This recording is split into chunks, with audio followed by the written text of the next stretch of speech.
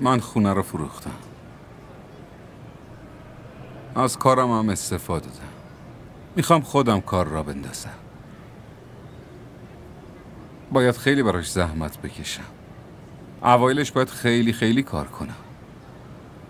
اگه اینطوری لج کنی و مامانتو نبینی، اون دوتا فکر میکنن من بهت یاد دادم. من بهت اجازه ندادم. اون دوتا کیم؟ مامانت و شوهرش. منو نگاه کن. خودم میدونم از اون آدم خوشت نمیاد. نمیخوای که ببینیش. ولی به خاطر مامانت باید این کارو بکنی. من نمیخوام مامانو ببینم.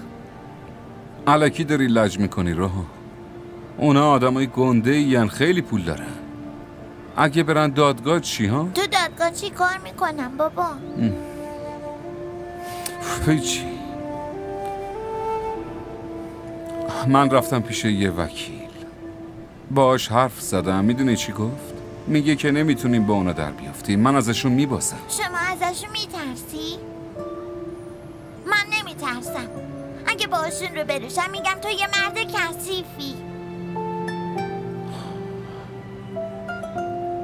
لج نکن، خواهش میکنم. تو الان نمیفهمی. نمیتونی بفهمی اون چقدر قویه. به هم 2 روز وقت داده. وقتی که اومد برو ببینش. اگه خواست ببرتت تو هم باش برو.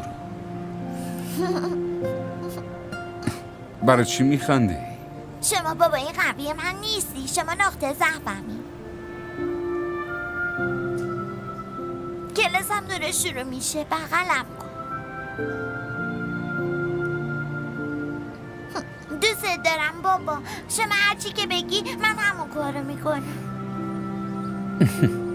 منم دوست دارم.